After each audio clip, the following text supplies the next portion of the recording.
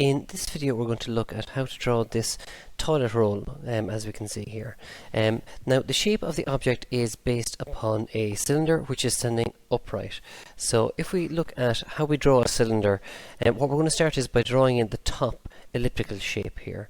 So to draw our top ellipse, we're going to first of all begin by drawing in the axis. So this is the central axis of our cylinder, so the line that goes straight down from the top to the bottom of our cylinder, right through the middle of our object. So I'm going to draw that central axis over here, straight down like so. Now our major axis then is always at 90 degrees or perpendicular to that. So I'm going to say maybe start here, and I'm going to just draw a line 90 degrees as much as I possibly can. So there is our 90 degree line, like so. So that's going to be our major axis. Now this distance here is going to be the minor axis, so however much we want our top of our ellipse to appear over the center is going to be this distance here, and the same way from the center here to the bottom of our top ellipse is going to be the distance below, like that. So what we do is we just mark off the overall width of our piece on our major axis. So there's our distance to the left, there's our distance there to the right, trying to keep them the same. And let's say this is the top of our ellipse here. We're going to try and keep the same distance here below it, like so. So that's going to be the ellipse here, the outer portions of our ellipse.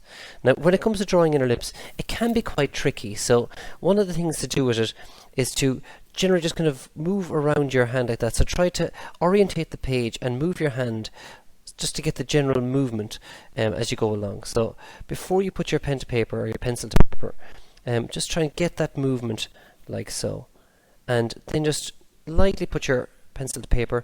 And you can see what I'm doing here is I'm going to over it a few times. You know, don't just try and do it in one go like that. You can see, try and do it so that you're trying to move it, and sometimes you might miss this side here or this point here, and but you just keep doing it until you're happy with a nice smooth curve. You can see as well, I'm trying to generally tend to have a more pointy side to the top side here. So as I move along, I'm trying to like round off any edge that's a bit too pointy or any edge that's a bit too flat. I'm trying to make it a bit more pointy, just so that it's a nice even curve, like that. So there's my top ellipse there, like so.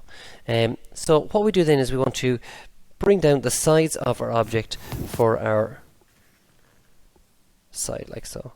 And when it comes to marking in the base of our object, what we do is we take the bottom of our top ellipse here and bringing it down, that's going to give me the bottom. So we're going to actually, instead of trying to draw in the center, let's just go with the actual depth of the object. So from there roughly to about there, I think is where the bottom of it should be. And then we're going to say, well, this is our distance back up to the major axis, so we go roughly the same amount, and we draw in our horizontal line. So there's our major axis, like so. There's our distance below it, so we try and keep it the same on the top. And we're going to do the exact same thing then. We're going to ghost in our ellipse like that. So there is our ellipse ghosted in like so. So that's our general shape. And one of the important things when our ellipse is, it should be really smoothly going from our straight line there. You don't want to have a point there like that. You want it to a nice smooth transition like that. Same thing applies on the far side here. A nice smooth transition there like that, so that it just goes from the curve straight into our vertical line here, like so. So that it's not cutting the corner, it's not like that, or it's not kind of coming out and going back in a little bit. That's how we make a kind of a good shape, or a nice clean shape, like so. To finish off our object, then we're going to just do another little ellipse here. So again, the same applies. My major axis, there's going to be my minor axis, and I'm going to just ghost in for the, I suppose, the center hole for their, for a toilet roll. And then one sheet here, just to make it look more like a toilet roll, I'm just going to come out here and I go from the curve, a little kind of sweeping kind of curve, like so.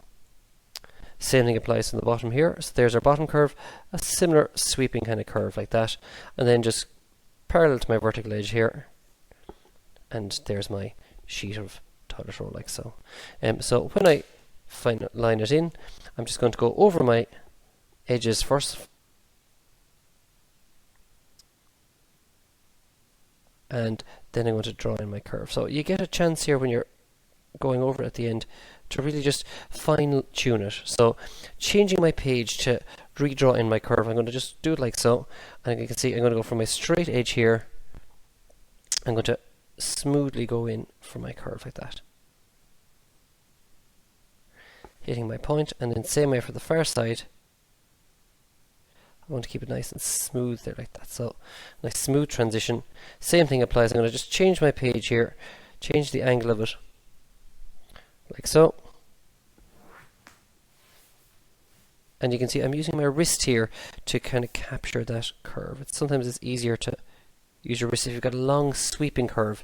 You know, twisting your wrist like that can help get you capture that curve. And there is our toilet roll, as we can see like so. And you can add little embellishments to it then if you want, such as adding in our little perforations here, so our vertical edges here, just where the piece might need to be broken or torn. And that is our toilet roll, like what we started.